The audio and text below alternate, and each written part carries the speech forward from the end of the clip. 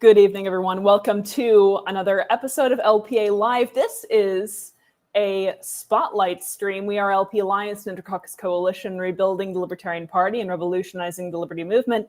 My name is Amanda Griffiths. Kyle doesn't matter. I'm joined by Dustin. I'm imagining it's Coffell. It could be Coffell. I've never actually said your last name. What? Nope. What? Crushed it. You got it. Okay. All right. Coffell. Dustin Coffell, who is a member of LPAlliance, and we're very happy to have him here tonight. I assume, I think for Kyle, so I'm imagining that he is, and so he is. Dustin, how are you doing? How are you guys? Fantastic. Tired. Yeah, I get that. Well, we have been talking most of the day, so there's that. We do these streams to have the people get to know more about the people behind LPAlliance, why on earth you're involved with such an endeavor, why on earth you're a libertarian, and what other libertarian things you do when you're not busy being a libertarian. So give the people a little bit of an introduction to who you are, Dustin. So I am a recovering poker dealer. I did that, gosh, I guess that was 15 years ago I started that. I've been an accountant for the last 7. I decided I didn't like being so public-facing. So naturally, I joined the Libertarian Party and decided to run for leadership. And yeah, here we are. So a little bit, I guess, some of my my hobbies outside of libertarianism. I was just talking to Kyle before we started here about my Lego addiction. You guys can see a little bit of it up here. That's maybe a fifth of it, maybe. I'm sorry, 5%, not a fifth. 20th. I read quite a bit, as you can see. I'm a huge baseball fan. Go Cardinals. Fantasy sports, and I'm a sim racer. So that's what I do outside of work and other work. So you joined. Well, I guess we can go back. I never know what to do with libertarian origin stories. Some people find them fascinating. Some people find them boring. Frankly, I think it depends on the person. So is your libertarian origin story exciting, and why? I wouldn't call it particularly exciting. In fact, I tend to think of it as basically everybody's origin story. Most of us are not political normies, obviously. I can remember being 15 years old and watching Bush v. Gore. I was watching the 2000 election unfold. I was homeschooled, so I had the luxury of staying up that night. And I watched the nonsense play out in Florida over that following month. I was a Bush Republican, especially after yeah, exactly.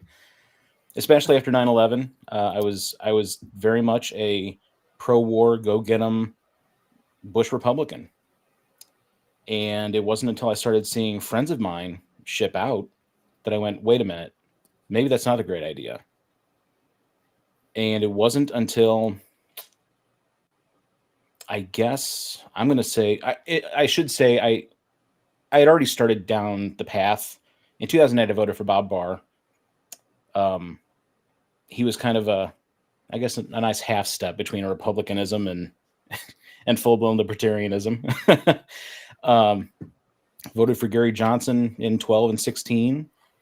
I voted for Rand Paul in the Republican primaries in 16. I spent 2 years studying meteorology at the University of Oklahoma from 14 to 16. And so I got to have an upfront seat for how young conservatives on a liberal college campus were interacting with the Trump phenomenon on the rise, right? One of my roommates, one of my closest friends during that time was a Ted Cruz guy.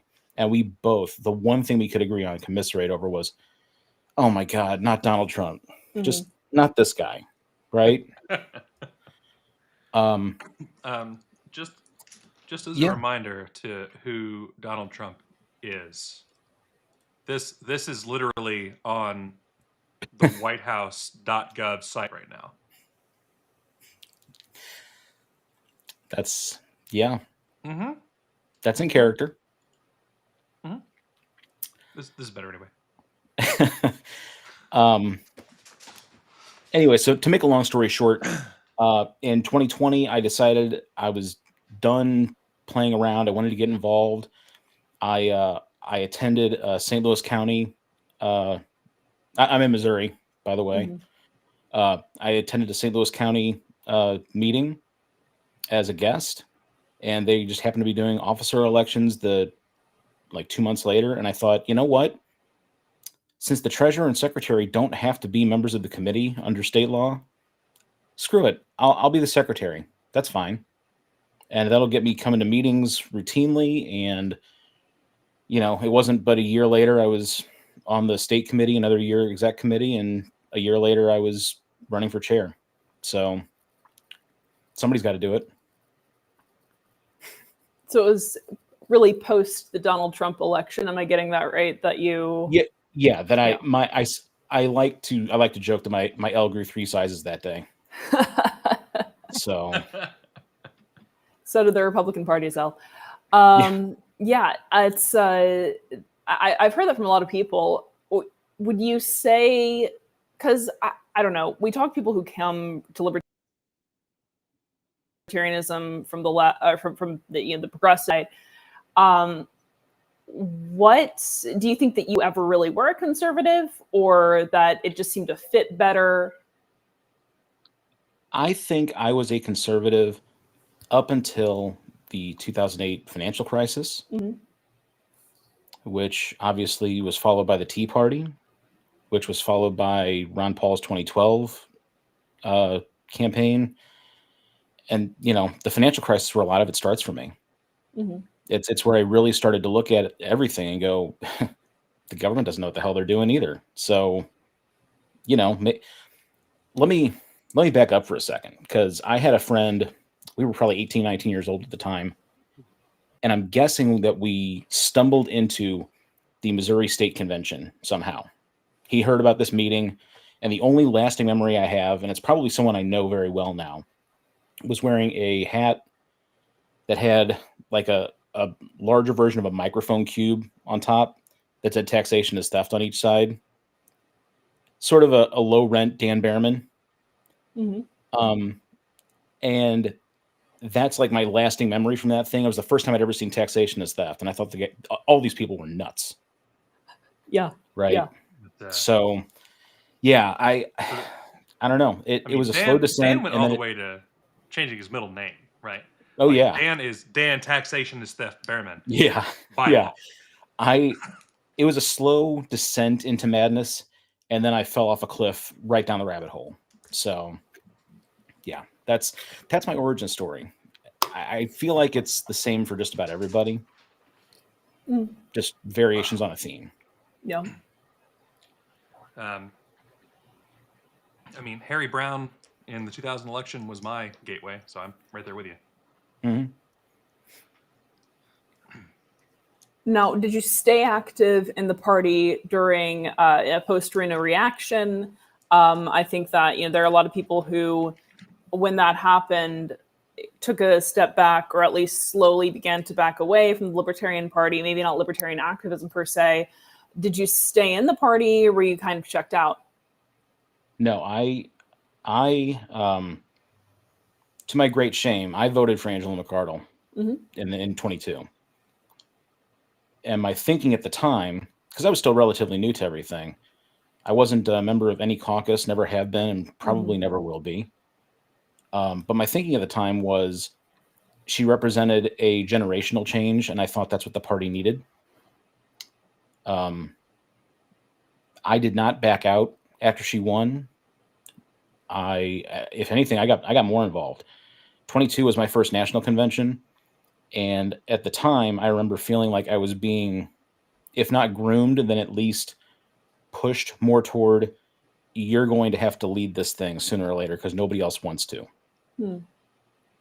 We joke here, I don't know if it's the same where you guys are, but we joke here about the libertarian power struggle.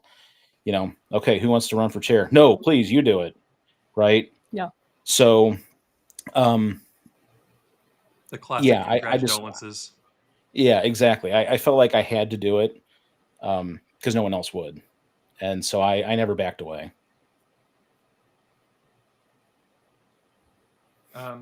which I think is a good thing. It's we've talked about it on solidarity streams before. Amanda kind of pointed it out to me, and it's actually been a big change for me in the way I think about it.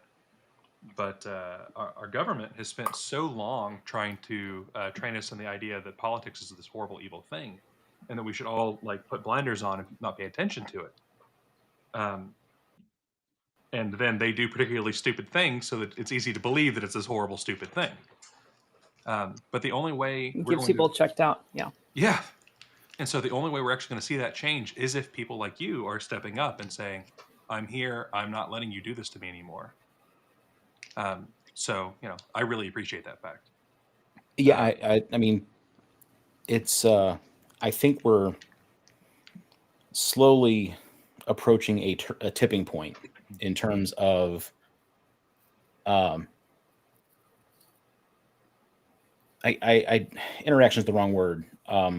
Engagement, I guess, with the political process, where people who have tuned out just look at it and go, "That's enough. That's enough." Here in Missouri, we're one of the states that is passing a new congressional map. At the same time, they are the state Republicans. They have a supermajority here in both houses and in the governorship, are moving very swiftly to reform. Well, they call it reform. I call it removing, in all but name, our initiative petition process. And that's got a lot of people, I don't know if angry is the right word, but annoyed for sure. And so one of the things I plan on doing in the next year is trying to activate those people. You don't have to get out in front of people and jump up and down and shout from the rooftops, "Hey, I'm a libertarian now." Just come out and vote against this thing. Because just because you're on Team Red and red happens to be winning right now doesn't mean that blue isn't going to win someday. It wasn't that long ago that Democrats were running all the statewide offices in Missouri. That's been in the last decade. So you said that unfortunately you voted for Angela, I think is how you phrased that. So I presume that you're not happy that you voted for Angela. And I don't want to just single her out. I think that there's a lot of issues with the leadership, Mises Caucus leadership, and also leadership from prior generations. What kind of over the edge for you? Can you repeat that? You kind of froze. Sorry. I said what tipped it over the edge for you? I am by nature a very non-confrontational person. Too many libertarians are. Yeah. And so when I started to see the way people were being treated on the list that disagreed, people that just wouldn't fall in line, and people that weren't part of the in crowd. You know what I'm saying? It started to turn very quickly when I realized, oh, this is like a mini cult of personality thing she's got going on. And it's not just her. Like you said, not to single Angela out. She's the head of the snake, right? I have friends in the Mises Caucus in Missouri, in other states.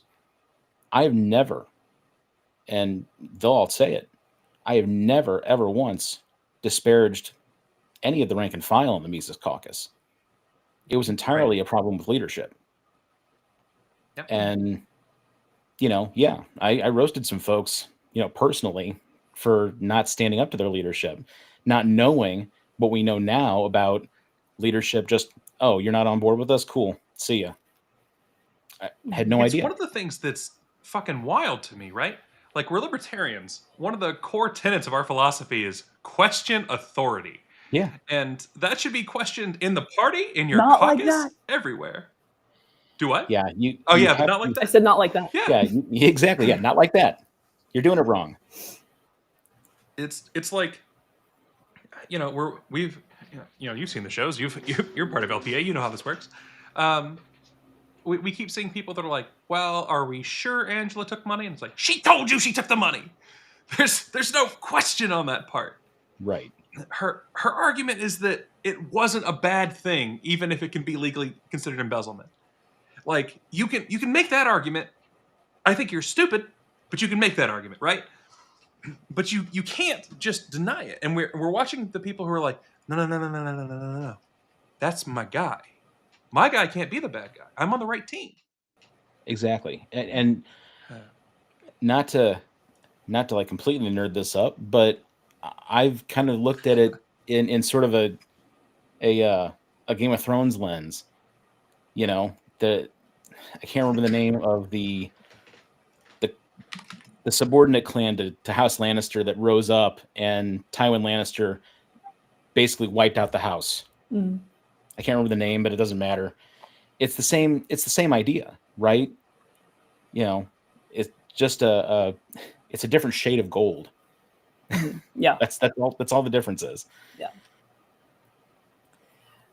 So you came, and I forget exactly when you joined LPA. I would have been relatively early on. Okay. I mean, I don't remember exactly when I joined the Discord server, but Okay. The Discord's what, about a year old now? It's almost a year old exactly. It's late November that we were born. Okay, I was just getting involved when, maybe by a couple 3 weeks, when Angela resigned. Okay. So So it would have it been had to January been, then. yeah, it had to have been Christmas time ish when I joined. Okay. What were you looking for with LPA? Why did you enter? I the liked the idea of the mission. Bring everybody together. We're not a caucus. We're not looking for power ourselves as much as we are looking around, seeing the ashes, and going, okay, we can build a snowman from this, and maybe we can bring him back to life. Right? Mm-hmm. I don't want any one person or any one way of thinking to be at the head of everything. Mm-hmm. I'm a firm believer in the idea that you have a person with vision in front, and then that person surrounds themselves with good people that know a thing. Mm-hmm. Right? And that, I guess, hub and spoke model should work for an organization like the LP. By extension, should work for for a group like the LPA. You know, and I took that right out of the gate as, oh, they're doing what I want to do, so I may as well throw my lot in with them. Mm-hmm. What are some things that you want to see happen with the Libertarian Party? We talk about the Grand Rapids Revolution right now. What does your Grand Rapids Revolution look like? Oh, gosh. I would like to see. So 2022, like I said, was my first national convention. Mm-hmm. And so my two models are the Reno takeover and then the reaction to it that kind of worked but kind of failed. And now going into 26, I feel like the Mises leadership has been seen for what they really are. And I would like for the Grand Rapids Revolution to look like everyone rowing in the same direction for a change, because I've never seen that. Mm-hmm. Are there going to be differences of opinion? Absolutely. You know, CLC, ALC, caucus du jour, whatever. There's always going to be differences of opinion, but we have to be willing to row in the same direction, even with people we disagree with. I can't remember where I saw it. It's been recent, but disagree agreeably. Mm-hmm. That's what we need to learn how to do again. And if we can't do it within the party, how can we expect to step out onto the big stage and tell America, hey, look, we have differences. but we're the grown-ups in the room. We can't. So that's the big thing. We just need to show an example. Mm-hmm. I think that's the important thing. We're all very opinionated people. We all have ideas about what needs to happen. And I want us to defend those vociferously. I want us all to do that, because if I'm saying something and I have an idea for what's best, I am case for it, and then have that case attacked in the best possible terms with someone else's best possible case. And not for any kind of dialectical reason, but just because that's how you're able to either deepen your convictions, figure out a better application of those convictions. I want people to stand for what they believe in strongly and then engage with those ideas, because once again, that's how you're going to be able to figure out and really stress test those ideas. And I see us doing that in LPA. But yeah, rowing in the same direction, I think is important. I didn't mean to interrupt you. No. I would hope that even if you're against us on spec, you can at least step back for a minute and really consider for a moment, even if you feel personally attacked, and there are a few that do. Mm-hmm. But step back and consider for a moment that maybe you have it wrong, and we might not have it completely right, but do we have it 40% right, 50% right? I mean, there's got to be some level, some very basic level, where we agree on a thing, and we can build from there. Mm-hmm. Mm-hmm. Absolutely.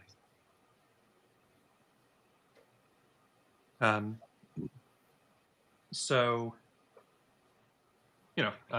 we've talked through Grand Rapids Revolution, and one of the things that we've been saying for nearly a year at this point is that LPA isn't going away just because of Grand Rapids. This is not we're going to take over the party, because we're not a caucus. And people don't see that because they don't join and actually talk to us. But it's, it is what it is. So what do you want to see from LPA beyond 2027, 2026, I guess? Sorry. I would like to see a continued effort toward reconciliation with the folks that have been, for lack of a better way to put it, lost in the woods. Mm-hmm. It's going to take time. I don't think anybody's irredeemable. I really don't. But I think of one or two that I might disagree with you on, but overwhelmingly true. Maybe I could grant you a few, probably a handful. But I don't want Jeremy Kaufman back. Maybe not irredeemable, but just not worth the risk of giving them the chance to redeem themselves. I don't know, but go on. Right. But it's a pretty tiny number. Mm-hmm. Yeah, it's a very, very small number. But I feel like if we can continue to make that effort, I don't. In 2026, hopefully things go the way we would like them to go, so that in 28 they continue to go that way, and by the time 30 rolls around, we'll have had 2 to 4 years to prove that we're not just the other side, right? Mm-hmm. So long term, I would like us to continue to foster conversations between people who may not agree on everything, who, as much as it drives me nuts some days, the public Alliance chat channel is fantastic for putting people who do not agree on a thing and are very, very convicted in not agreeing on the thing in the same room. Yeah. And if we can long term put those people face to face, so that they don't have the faceless anonymity of the internet between them, that's everything, because Mhm. then you might actually get people to go, okay, you're actually a person. I don't agree with you, but I don't hate you for saying what you just said. Mhm. It's Mhm. way too easy on the internet to just hate a guy because, he knocked my Cardinals one time, Yeah. you know? For those who don't know, we have in the Discord for LP Alliance, we have various levels of OPSEC. So we have some public, and we lovingly call Alliance Chat, which we are all in, which is one of our public channels. We lovingly call it Gen Pop. The God King Mongol Phil Ryan calls it that. So we have to call it that too. Yeah, and Gen Pop I really like, actually, because you get a little bit of everything in there. And Ain't that the Sometimes it truth? gets real heated too. it Yeah. does, but then we have to like open up another forum for mud wrestling, and that's kind of fun too. Yeah, it really is. I've seen it get more and more used. It used to be one of those things that people kind of get thrown into before being vetted, before becoming strategists. And so it was just sort of a cage match. But then you started seeing more and more people who were vetted, who were in strategists, come in and start engaging in Gen Pop. And I think Also, just for those having who don't know, those are the 3 levels. That's it. well, is there's a not like mod we've level, got- I guess. But yeah, Sure. But there are individual chats for different little breakout room kind of a thing, for different purposes. But those are the 3 levels. Once you're a being a mod strategist, you're at the highest level. doesn't give you any special powers. It just means that people yell at you more, and accuse you of having all the powers, As they should. Including Yes. other mods. Yes, there is that. But yeah, I feel like just having that variety overall elevates everyone's discourse, and it's become a fun place to hang out in Alliance chat. So I completely agree with you. We can't silo ourselves. We Mhm. can't be yet another version of the problem that's out there. We have to open ourselves up to disagreement, no matter how uncomfortable it might be. Mhm. We have to learn how to disagree with each other and do it in a way that isn't just, oh, I hate that guy. Mhm. Absolutely true. I'm Hate in general is a waste of still time. learning on that one. Hate just clouds your judgment. Anger, fine. I've never seen anything good come of hate in politics. Least of all politics. So, yeah. But what are some? Do you have issues that you'd like to see? And things change so quickly. Things that you'd like to see the LP working on with respect to not even just internally, but with respect to our involvement socially, culturally, politically. I think the silver bullet for a lot of America's ills specifically, but because America has a leadership position in the world, even some of the world's ills, Mm-hmm. is election reform. Is what? I'm sorry? Election reform. Election reform. I think first past the post Mm-hmm. is a scourge. I don't care what we replace it with. I have my favorites, but first past the post is easily the worst thing about our political system. And a very close second is single member districts. Mm-hmm. If I could blink, snap my fingers tomorrow, and I am, God King for a day, I'm doing 3 things. You said pass Bill. Well, yeah, I mean, I have to kill him first, right? That's how this works. Yeah. That is how the powers pass. Powers transferred, yeah. Right. There But can I'm only doing be one. 3 things. The first one, I'm getting rid of single member districts. Every state, proportional representation for the House. Done. Second, I'm getting rid of first past the post. Hey, guess what? Proportional representation really doesn't work all that well with first past the post. So let's do cumulative voting or approval, or I hate approval, but it's better, right? Mm-hmm. Star! And then the last thing, and it's such a small thing, I'm getting rid of party identification on ballots. I am perfectly cool with the Democrats, the Republicans, Libertarians, Greens, Constitution, Communists, whatever. I don't care what you identify as. I don't care how you spend your money, how you organize. Cool. Do that. Get behind a guy. But nowhere should it be on the ballot. because I don't want people walking in and going, "Oh, I'm a Democrat. I vote for the D." Yeah. Period. End of story. It So is. That's my thing. No, I'm sorry. I stopped and No, that's my thing. It's election reform. That's the silver bullet that cures a lot of ills, and we can work from there. It's a foundational problem.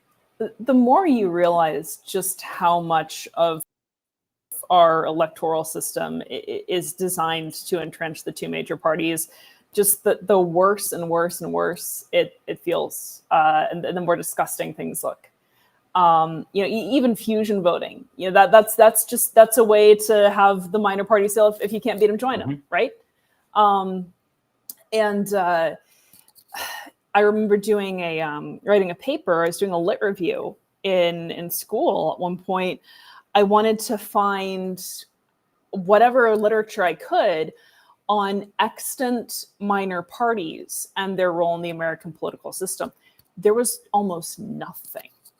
If there was anything, it had to do with fusionism, or it had to do with prior minor parties that, like, the progressive people wrote about.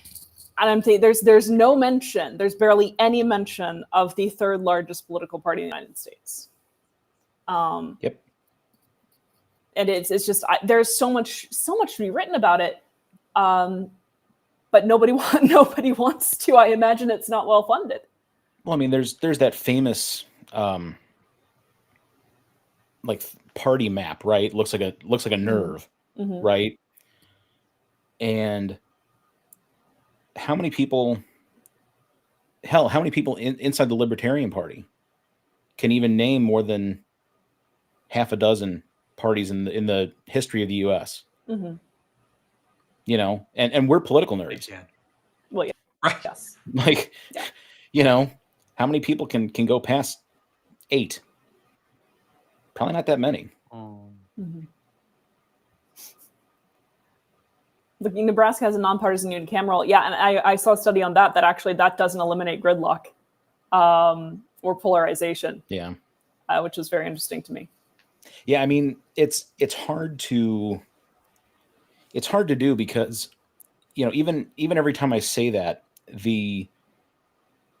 it's not hard, especially now, given that we identify parties with colors, right? Even if I got my way and there was no party identification, what's to stop a Republican from printing a sign with a red background? Yeah. The communists. Yeah. Maybe. This is Honestly, our if the right. Communist Party was smart, that's exactly what they would do right now. There's a difference between communist red and Republican red, though. It is, though. Yeah, I was going to say, like, the communist red is kind of like has an orange base. The Republican red has more of a blue base. As someone who knows about cosmetics and things like that, skin tones. I was going to go with the communist one's bloodier, but okay. If anything, I guess the Republican one's technically bloodier. Yeah, it's pretty bloody. They're both brown. Kyle is very colorblind, and he should be mocked relentlessly for this thing that he has no power. I don't know. My dad's red-green colorblind, so I am both kinds of red-green colorblind. Wow. He had to send me for and a protonope. For the Are You Smarter Than a Politician show, he sent me a picture of, no, actually you did a color dropper. You took a picture of Frida Kahlo, didn't you? And like did a color dropper, and you're like, I need lipstick. That is hashtag 633. That wasn't gonna help me. But yeah. You can just drop that in Google and it will show you the color. You gave her the hex color? It didn't work in Amazon. What? Oh yeah. Yeah. Yeah. I mean, I've got my color picker all the time. It's on your desktop. Otherwise, it is. I believe you. Otherwise, people are like, "Oh, it's this thing." It's like, is it? That does it. Go get me 190, 190, 250.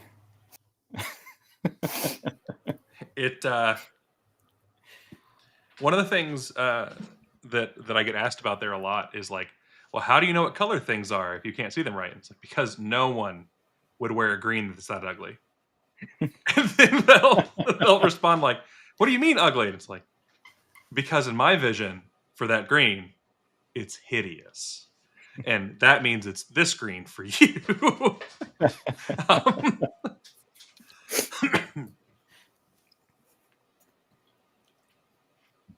Yeah, I don't want to get too off topic, but Kyle has a color block game, like a game on his phone that you have to move the blocks out of a grid, and they have the color gates, right? And so because he's colorblind, he just memorizes the position of the blocks at the very beginning and figures out what color they are by process of elimination. So are you in like level 4 now? I'm in the hundreds. It's like 150. Hey, okay. Life finds a way. Yeah. I'm hoping we don't have to break your leg to prove that point like Jeff Goldblum did. I'd prefer if you didn't. Oh dear. I mean, it does mean you get to like ride a hot shirt open in the back of a Jeep. Nobody wants to see that right now. I'm fat. It worked out for Jeff Goldblum. I don't know. I mean, listen, a little over a year ago, I was 330. I got down to 190, and I bounced to 230. So, like, nobody wants to see that. It's not bad. But, I am going down right now because I've got a friend who's willing to help me with this. But so this actually brings up a good kind of random question, a little bit of a transition. Libertarians in pop culture. Are there libertarian books, libertarian movies, even if they're not by libertarians, right? That you like, that you would recommend? What should libertarians watch, read, that sort of thing? Oh man. You know, I after I watched the stream with Charlie, I was ready for the origin story question. I wasn't ready for this one. No, I just throw the questions at you. Nobody's ready. Nobody's ever ready. Give me 1 second. I'm going to pull up my my Plex library here and see if I have anything that I would recommend as far as the libertarianism goes. Kyle, why don't you entertain the people? Huh? So why don't you entertain the people? Yeah. Dustin Entertain the people. Looking at his library. Yeah. Okay. All right. I'm on it. Oh no. What's about to happen here? I knew it.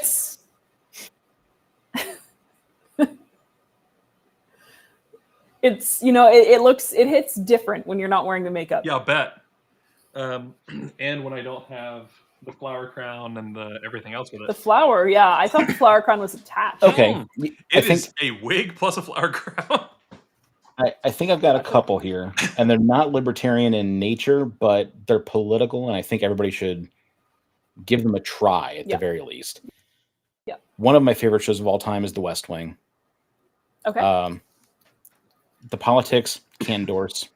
They're all liberals.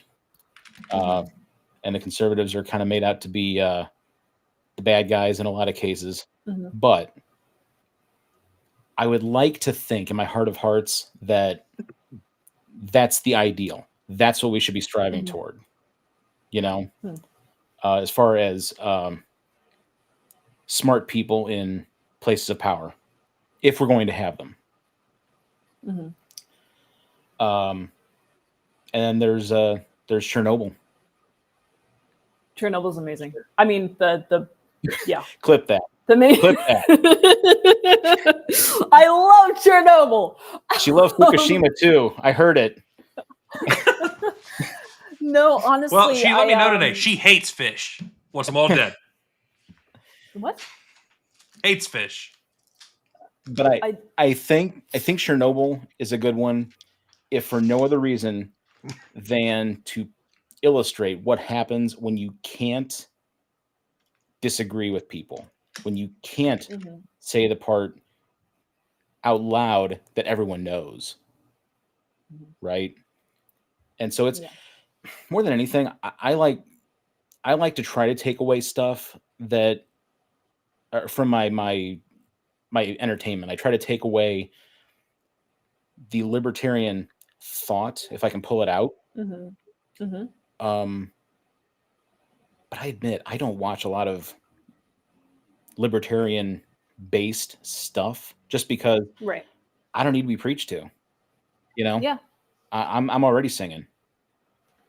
Yeah. You know, there is We found libertarianism. there is a Yeah, book I go want on. to give a little shout out to, though, if I can find it on my shelf. Yeah. I just moved everything. Oh, doggone it. Doesn't matter. It's called A Libertarian Walks Into a Bear.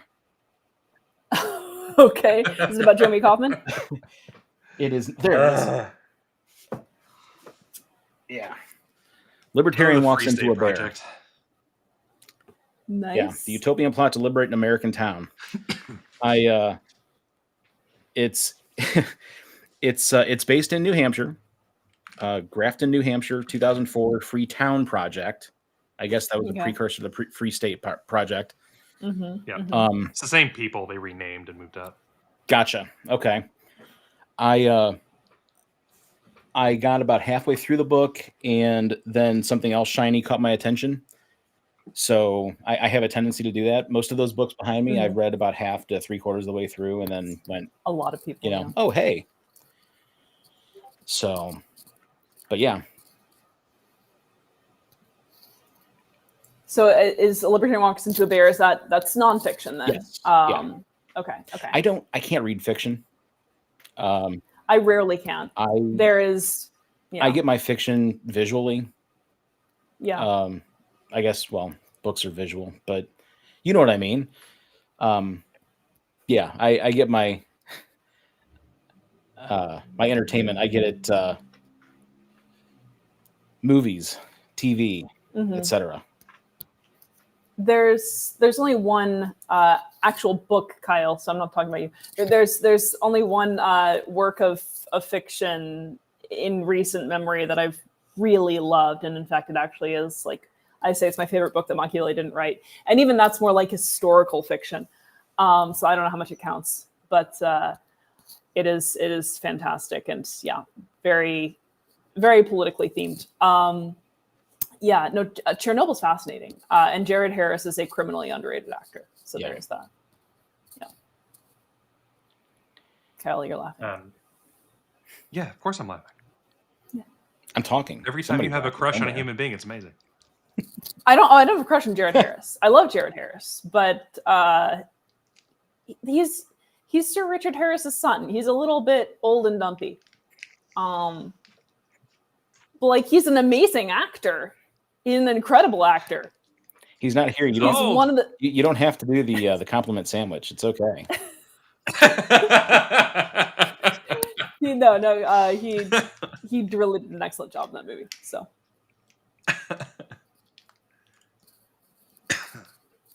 Yeah, there's not a whole lot of directly libertarian media, but you have so many libertarian themes in media. I think that there is a libertarian. We stick as a culture, right?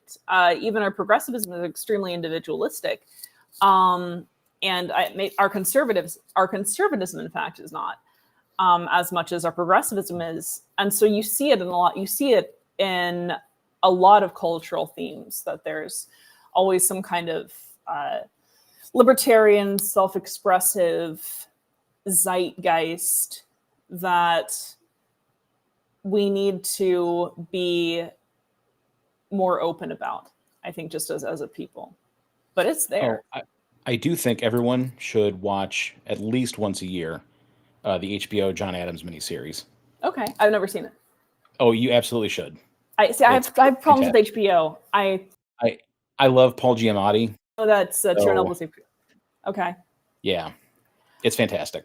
My one piece of Americana that I like to watch / listen to yearly is the 1776 soundtrack.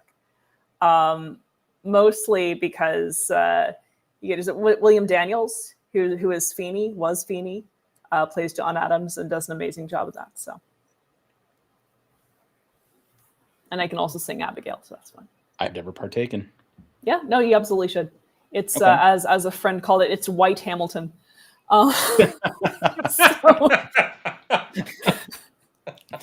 Which it is very much. Oh my god.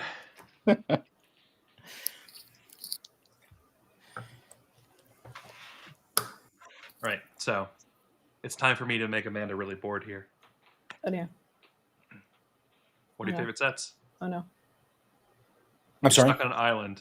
What are your favorite sets? You're stuck on an island. You only get one set. Which set I are you need bringing with one. you? I'm sorry. What set of Legos. Oh gosh. Sorry. One set. Oh, Because I can he only and I were talking about sets earlier. Object Oh. permanents exist. You were late. Oh gosh. I I can only bring didn't one exist. and I have to build it over and over again. Is that what we're doing I here? mean, you can build it over and over, or you can play with it. So your call. It could be a play set.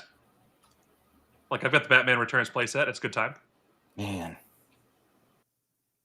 See, almost all of mine are display pieces now, so I don't know. I mean, you've got the X-wing, and you cannot convince me you haven't run with the X-wing and made X-wing sounds. No, it's not my thing. I'm sorry. Ah, Gosh. Dustin's out at LPA. No. Well, it's been fun, everybody. Dustin's staying. Dustin can replace Kyle. It's fine. Kyle can run around with making X-wing. Man, sounds. I don't know. I want to say it's one of the big 1/8 scale cars, but I don't know because those were a giant pain in the ass to build because I've got the Porsche GTS, and it's excellent. It's the only one I don't have. It's excellent. It's my favorite, actually. I like it hurts more me. than my Ferrari or my Lambo. Yeah, it's the only one I don't have, and it hurts me. It's like a missing tooth. Jay, mine's on its way. I couldn't. I went to the Lego store not a week ago, looked at it, and went, I just can't justify that price. No, thank you. It's the most pieces ever in a set. It's ridiculous.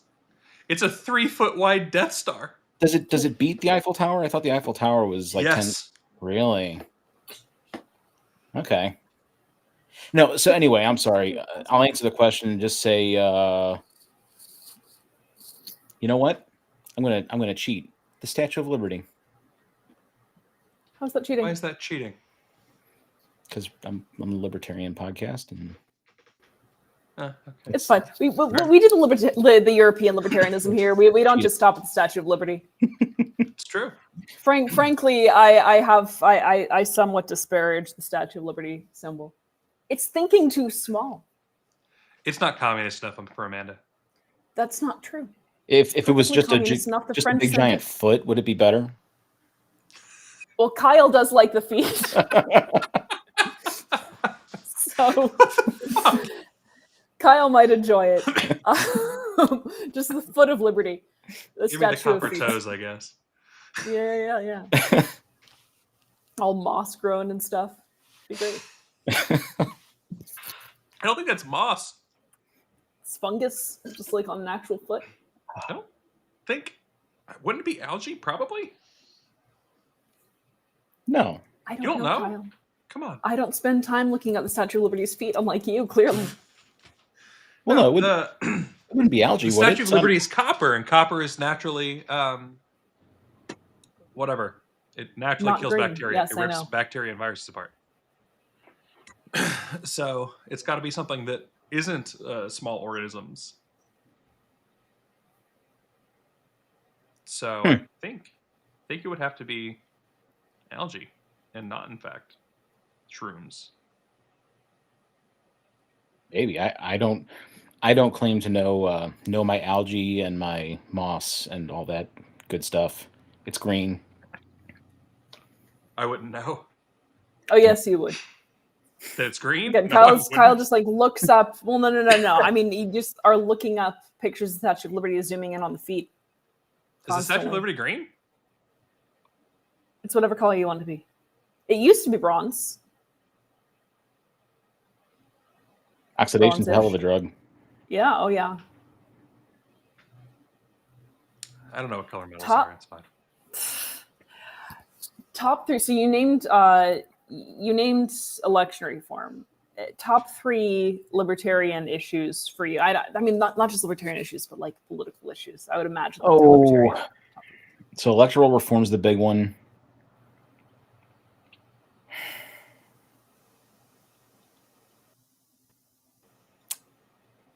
It's like trying to pick my favorite kids. Oh, you have one. That's how it works. Well, I don't have any, so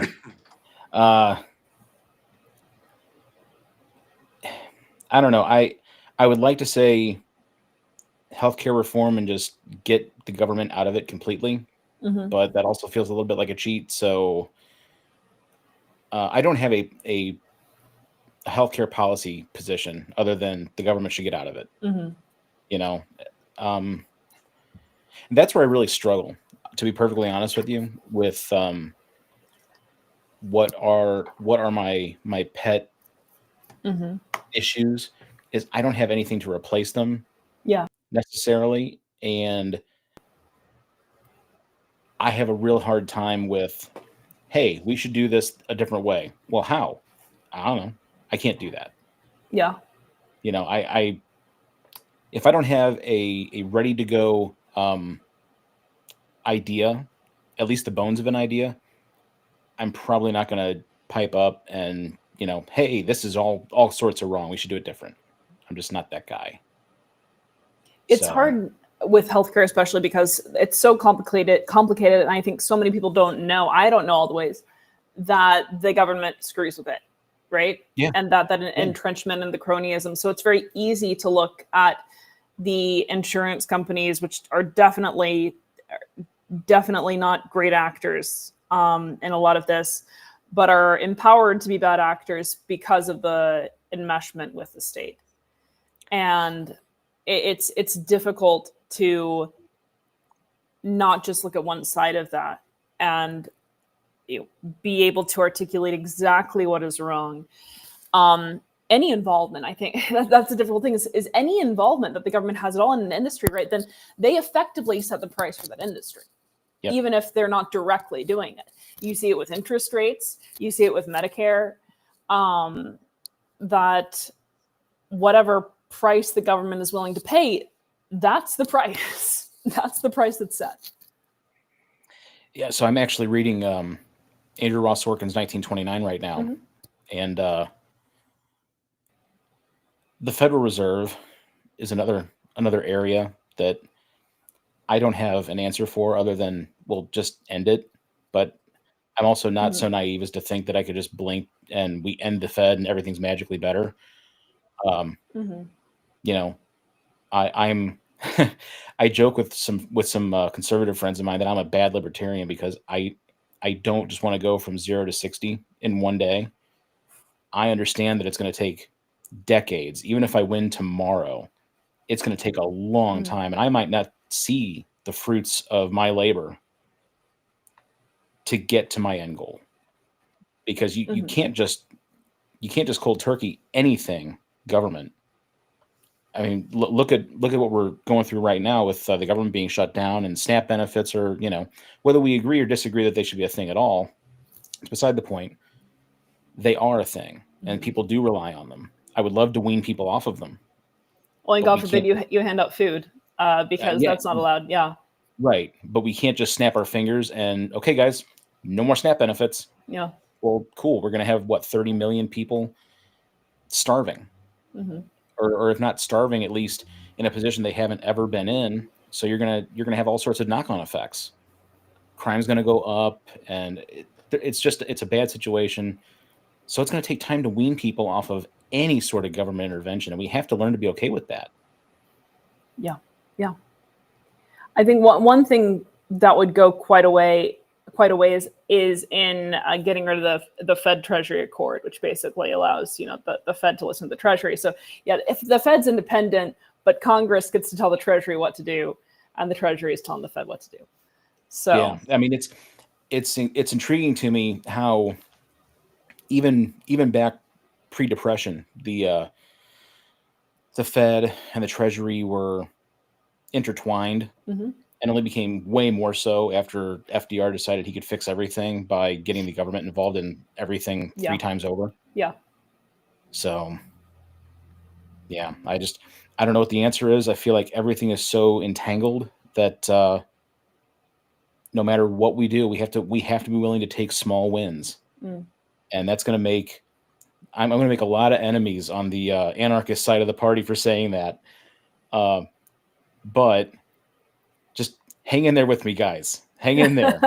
We'll get to it. It might be a few decades. It's going to hurt, Well, so but we'll get there. here's the problem, because I am inclined to agree with you, but the issue is that you never just get someone to abdicate power voluntarily, right? So it's not like you're gonna canvass or win some elected office, and all of a sudden the bureaucrats are gonna be like, okay, the only people that have ever willingly abdicated power are Congress, but then they just kick that power to the bureaucrats in order for them to stay in power, right? Yeah. Nominally speaking. So that's what's sticky, right? And that's also the problem with only concentrating on the local level is politics trickles down, and politics trickles to the local level. So you can get something overturned locally, but tyranny ultimately trickles down.